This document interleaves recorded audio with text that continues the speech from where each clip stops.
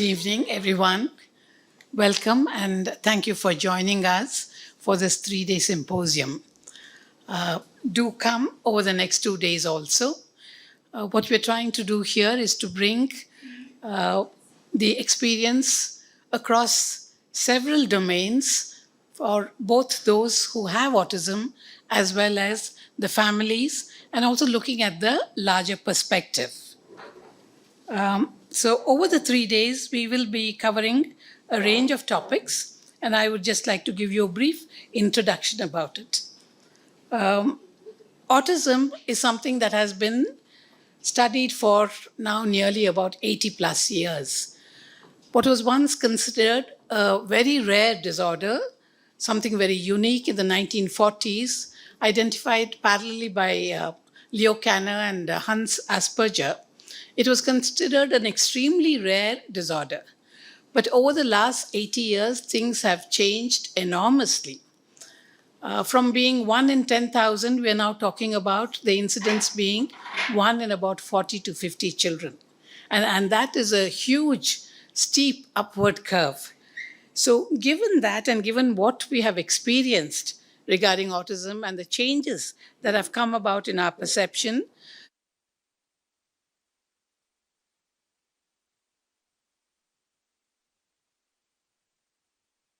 of children in the world. And this is something that we need to appreciate and address. So we will have the different perspectives covered. For the first 20, 30 years after autism was identified, that's from about 1940 to 70, it was generally unknown to the general public, and except for a few people who worked with children, and particularly in large institutions, hospitals, where this was seen as a mental health issue primarily, things dramatically changed from the 1970s onwards, largely due to the increasing number. And from the 1970s to about the turn of the century, this was the way autism was perceived. So there was a range of people involved.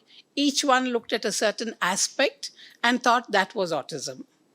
So from the year 2000 onwards, things have changed dramatically once again. And we now see it as a spectrum where there are differences, but differences which are positive as well as some that interfere with the child's well-being. So things have changed dramatically, and now there is a strong movement towards recognizing it as neurodiversity, as children who are extraordinarily good in certain ways, but in certain skills, but who also have difficulties in adjusting to the world as we know it. So it is this spectrum that we want to introduce to you all, so that, one, we learn to appreciate both the difficulties of the youngsters as well as their strengths. We learn to accommodate them as a part of everyday life. So this is the purpose of the symposium, and we have an array of speakers. I do hope that you will come across the 3 days, interact with the speakers, and join us in our efforts to make the world a friendlier place for the children. So today, when I say children, of course, I've worked with largely with children, so I keep saying children, but a lot of them are not children, as you will see today. A lot of them have grown up. To me, they are still children, but they're all youngsters now, living their own independent lives. You've seen the fabulous artwork that has been exhibited, and some of them are in their 20s today, who are creating this beautiful art. So the first day today is the lived experiences of autism. So we will have a young man, Pranav Sai, who was with us in our early intervention program way back in the early 2000s. I started the program in 2000, and I think he was with us around 2003, 4, around that time. He will speak about his own experience as well as that of his younger sister, Latika. Then we will have Kajal Roy, who is a mother of a youngster who was diagnosed with ASD. She will speak about what it meant to have her child diagnosed with ASD and how she had to struggle to meet with the different needs of this youngster. So we have a lot to learn from Kajal and Aditya. And the third speaker is Mr. G. Vijay Raghavan, who has been in the forefront of helping people who are differently abled. He was instrumental in starting institutions which cater to a range of people, and for the last 10 years, 7 years. He has been very active in Kerala, interacting with people with autism, families of children with autism. So they will bring to you the personal experiences, and Mr. Vijay Raghavan will talk about the larger social responsibility. So today is about personal experiences and what we as a society need to learn from them and learn how to accommodate their needs. So without much ado, I will go on to inviting Pranav Sai, who is right here with us. This is how Pranav would like to be introduced. I have memories of Pranav and his sister Latika that go back 20 years plus. Pranav was enrolled in our early intervention program way back in 2002-3. And at that time, his mother had conceived her second child, and she had gone home for the delivery to her parents' place. I remember, some of these memories are etched into your brains. I remember Priya coming back with this little girl in her arms, 5-month-old baby with the big eyes, okay, and looking at us, interacting with us. And I remember distinctly telling Priya, at least with this one, you won't have to worry. When Latika turned 9 months old, Priya walked into my office and she said, I want you to see Latika. And I just dismissed her saying, don't get paranoid. I've seen the baby. She's a lovely baby. What are you worried about? When Latika turned 11 months, Priya stomped into my office with Latika in her arms and said, I want you to look at Latika. Okay. And the Kannans have done a tremendous job of supporting both of their children. You will meet them, you will hear them. Pranav. Yeah. Good evening, everyone. I am Pranav, and I'm going to share my experience growing up as an autistic child and also growing up with my sister, who's also an autistic child. But first, let me show you a picture. Can someone tell me what you see in this picture? Okay, a vase, two people looking at each other. A vase, two people looking at each other. Yeah. A cutout, a keyhole. It could be anything, right? Okay.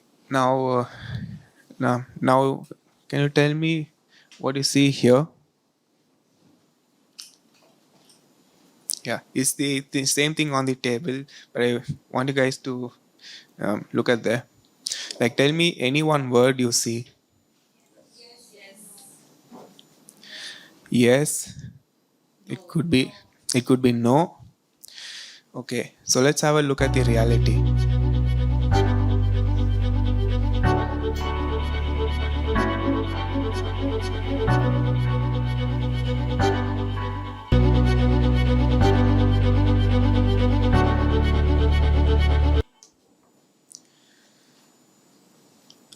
Autism, same image, two perspectives. And in the same object, we had two words. And in the same world, we have two experiences. The first one is your world, and the second one is ours, which is autism. We perceive the world very differently. Oh, and I'd like you to take you on a journey of my life, starting with my childhood days. And this is my mother holding me. Yes, I look very cute. So this is how it started. When I was a small baby, babies, right? They're small, they're cute, they even cry a lot. But I didn't cry a lot. In fact, I didn't even cry when I was hungry. But instead, when my mother brought food close to my mouth, I'll open my mouth like this. But it only got worse from there. One day, when I was around a year or two old, um, I touched my right leg on the bike exhaust pipe and suffered a severe burn. But the thing was that I didn't cry because I couldn't feel the pain. And the next day, when my mother found it out, she freaked out, and that's when they found out that I was diagnosed with autism. And slowly, I also developed sensitivity to sound, especially loud sounds. Especially the sounds of a pressure cooker and balloons popping. I remember that when I was in the kitchen, I when I was in the kitchen and when there was a pressure cooker that was about to go off, I just closed my ears like this. And whenever a balloon popped, it sounded like loud explosions in my ears. And I remember this one incident where like I went back to my school, nursery school, after 3 months. And when the teacher asked me that, Pranav, why were you absent? I couldn't think of a like. I knew I was absent. I knew that I was absent because my grandmother was ill, and that I had to stay at my native place for 3 months.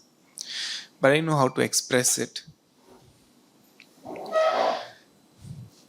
And yeah, and then there's also another incident where me and my classmates were sitting outside the school.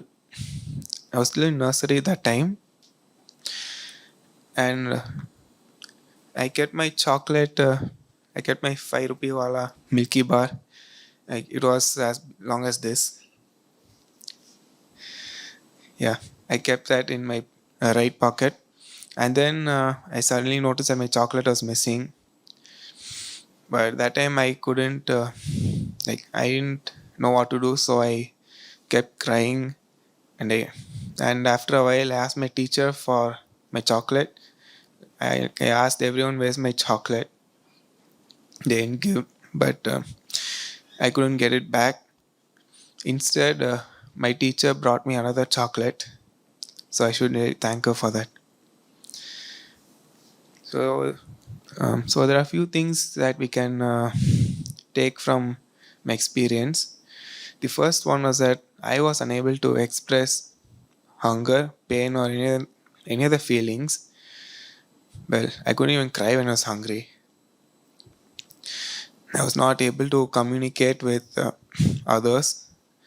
A normal baby would at least say a few words, whereas um, I didn't even, I couldn't even say a single word at that time, and I was not able to feel any pain in my body. Now let's go to my school days. So I faced a lot of difficulties in my school, and I also come across a lot of pleasant memories. Um, so the first difficulty I had, it was around second grade, where I faced difficulty in writing. A lot of teachers thought that it was because I was autistic in nature. Um, and one of the teachers, she made me sit in the front bench and write, like take down the notes. That's when my parents came to know that I had a poor vision, and that was nothing to do with autism. And I was often bullied, called names, and I craved a lot of attention at that time because me being a special child, I was ignored by a lot of my classmates, which led to me feeling lonely. And there was I remember this one time that my classmates forced me to say a bad word in like around fifth grade, I guess. But later they pinned the blame on me, telling the teacher that I was the one who told them and offended them. The teacher didn't even care to listen to my explanation at that time. She instead believed my classmates, and later my mother had to call the teacher and explain her that I didn't do any wrong. And there's this other, like, and then there was a situation in seventh grade where one of my teachers called up my mother and told her that I was delusional. I was telling things that didn't happen and that I had to be taken to a psychologist. This happened right after a guy in my class tried to steal a thing from me. But once I complained with the teacher, he put it back at my place, making it seem like nothing happened. But then, yeah. But what my mom told after really surprised me. Like, this is around the time where my mother hadn't taken a stand for me. She used to believe a lot of the things that the teacher would say. But this time she told the teacher to and that I was perfect. There was nothing wrong with me, and she told her to question the other boys, and was really happy in that moment. I was also, and around that time, I was also really bad at handling situations. I would often react violently to a simple, uh, silly quarrel. And in sixth grade, which is a year before, like things got really bad that I was really unpredictable for my school, and there was this excursion that I wanted to take part in, but that couldn't that didn't happen because my school they wouldn't take me unless they let one of my parents accompany me. It may sound strange, but they none of them in the school wanted to take responsibility for me, so uh, they wanted either of my parents to accompany me. But despite all that, some of the teachers were really supportive and compassionate. They listened to me without any judgment. They have also given me opportunities to be a leader and to create friendships. And I had a lot of opportunities right from second grade. In second grade, I was made the class monitor for an entire year. And along the way, uh, I've also got many other opportunities to help students and the teachers. And I've also been the band captain in my school in 10th grade. And that's the picture of me right there in my 10th grade during Independence Day or Sports Day. So the things we can take away. So what we can take away from this is that some behavior of the child might be misinterpreted as autistic, but whereas it's from a totally different source. So, like, yeah, you can take my poor eyesight for example. People would have thought that I was initially a slow writer, and that was a characteristic of me being autistic, but it wasn't. It was instead that I had to wear glasses. And some teachers still don't provide a space for listening for the special child. Maybe it's maybe because they don't know how to handle them, or they're not aware of child with special needs, which is a high time that they better be aware of right now. And I was really bad at, I got in a lot of troubles back then. Despite all that, there are good people who will be able to understand your child, provide the space to listen, and yeah, and support them in a good way. So before I proceed, does anyone know this woman here?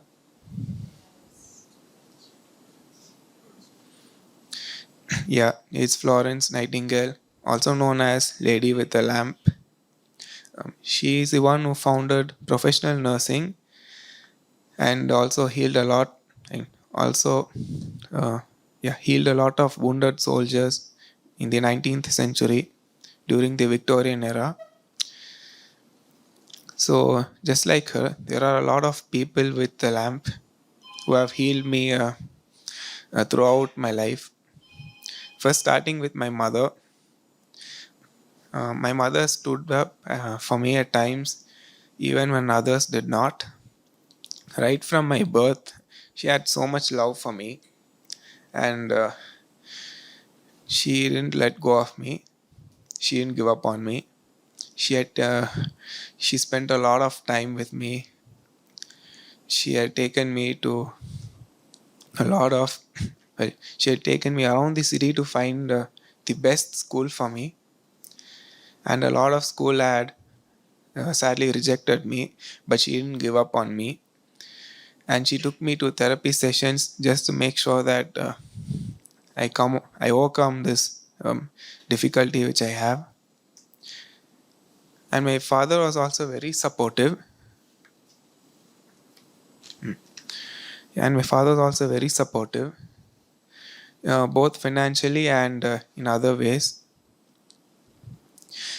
The therapist asked me to, and also I had to thank the therapist who have assisted me to integrate with the mainstream education, that is to study in the school, and my empathetic neighbors and relatives, and also my peers, my friends. Despite uh, being bullied a lot, I also had a few people who have stood by me right from my school days.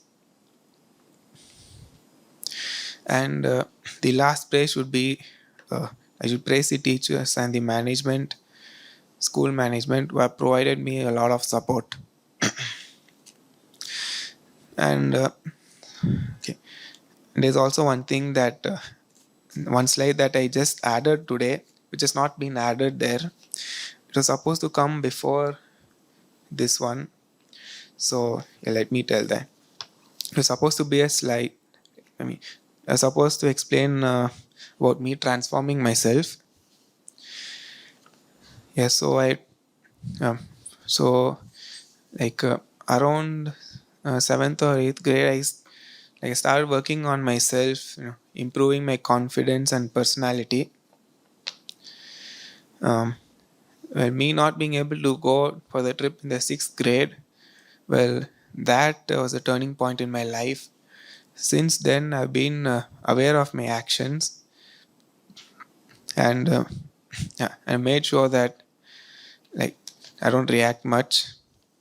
My parents have also enrolled me in a lot of personality development courses, which improved my creativity and made me think out of the box, and also improved my confidence. And in the journey of my life, here are some of the strengths that I've discovered. Oops. I was good in academics. Right from first standard, I realized that um, academics was my strong suit.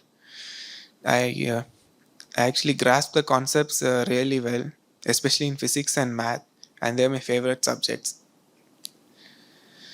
I also love to draw and paint, and recently I haven't had time to do that, but I've done a lot of drawings when I was a small kid, and also done a lot of paintings. And I'm passionate about electronics, gadgets, technology, and I've done a lot of small projects on my own. And I've recently developed a passion in writing poetry in English. I love to read books.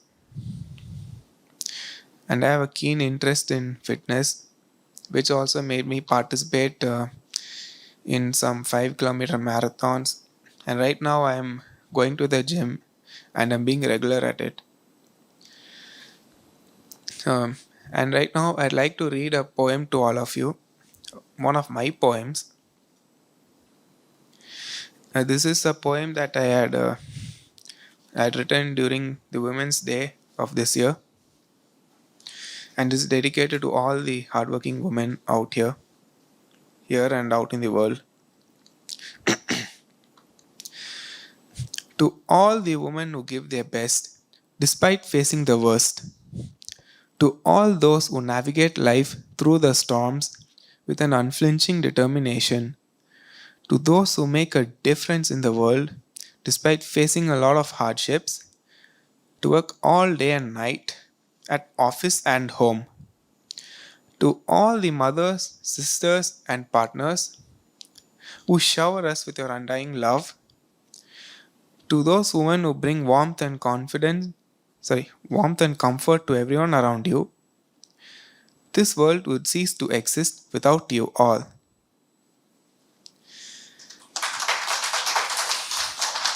Thank you. Thank you. And the next thing I'd like to show you is a simple creation. Can anyone take a guess what it is? Tell. Yeah. Yeah, it's a fidget spinner. It was actually popular around, I guess, 2016. I don't know if I was in sixth grade at that time, but yeah, I made this around the year 2016 because that's when they were the most popular all over the internet. I just used the zip tag and few ball bearings. Although it's a very simple creation, my mother loves it a lot. Okay, now that's enough about me. I like to talk about my sister, but before that, um, please listen to this. सबका कहना है 1000 में मेरी बहना है सारी उम्र हमें संग रहना है फूलों का तारों का सबका कहना है सबका कहना है Okay, so I'm going to talk about my sister Latika. Uh, Latika is a multi-talented. She's a creative, confident young adult who's also in the autism spectrum. She loves to socialize and be in a group. She loves being around people, but she's unable to converse with them for a long time.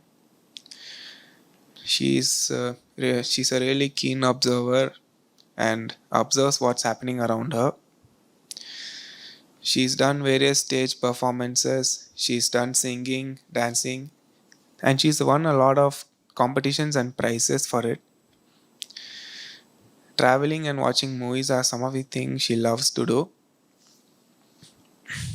And she also has a lot of challenges, with the biggest challenge being her anxiety. Her anxiety prevents her from unleashing her true potential, and there are a lot of times where we had to calm her down. Right now, she's only able to communicate her needs while still struggling to communicate to share us her thoughts and feelings. Uh, Things like traffic, pets, fire, lifts, and crowds make her anxious. And there was and my mother, she shows my sister, like whenever we are traveling, she shows my sister the Google Maps, showing her how long it takes to reach a destination, and that calms her down. That helps her a lot. And I feel helpless when I'm not able to understand what's bothering her. There are a lot of times I wish I could understand her better, and I know that, I know I will. And let me read this quote by Albert Einstein. Everybody's a genius, But if you judge a fish by its ability to climb a tree, it will live its whole life believing that it is stupid.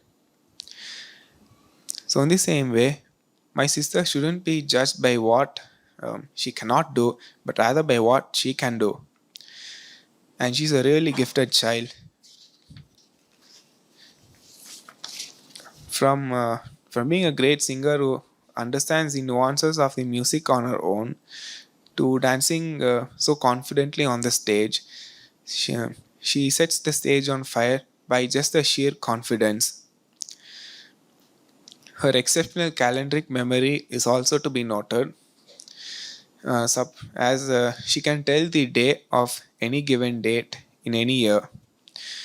Let me take an example. Let me take my birthday as an example. I was born on the 30th of August 2000,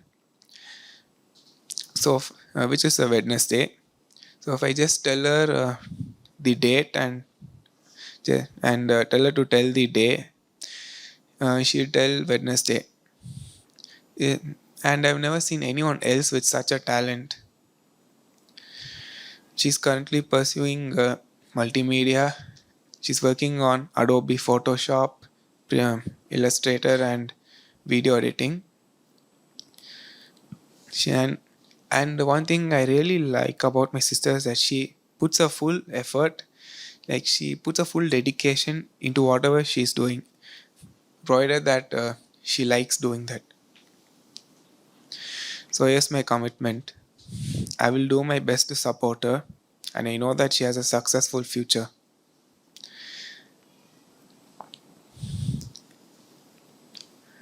Okay, and I like to talk about this. Me and my sister, we are totally different children. The things that worked for me, be it in therapy or in school, haven't always worked out for her. While I did well in school, my sister, like my, it was clear that school didn't suit my sister, so she had to try out. So she's out here trying things that she loves to do. So what I'm trying to say is that one size does not fit all, meaning that each and every child is unique, and parents need not be stressed about their child, like if they're very different from the others, because they're unique in their own way. You just have to find out what they're unique at. And this is the journey of autism. For some, it might be a sprint. See, the picture on the left is a 100-meter sprint. The one on the right is a marathon. So for some kids, the journey of autism could be just as quick as a sprint, and for some, it could be long and tedious as a marathon. But what matters in the end is that we don't give up, is that we finish the race no matter what. And here are our needs as a special children. Here are the needs of the special children. They need to have inclusive and supportive education system. Right now, sadly, there aren't a lot of schools that still are ready to accept special children, and that they are scared to even like take them in. Then we have awareness. They need awareness, empathy, and acceptance from the community. So they also need an accepting community, a community that involves them in a lot of activities that they do. They require love, respect, and compassion. And they also require equal opportunity in all aspects of their life. Not only school, but they also require equal opportunity in their career and in getting jobs. So I'd like to conclude my presentation with a quote by our famous Dr. APJ Abdul Kalam. You have to dream before your dreams can come true. So when I was in school, I used to dream of becoming a game developer. Now having finished my engineering, in computer science. I am only a step closer to achieving my goal. So I conclude the presentation by thanking Dr. Pratibha Karanth ma'am and the entire of Comdeal for inviting me here.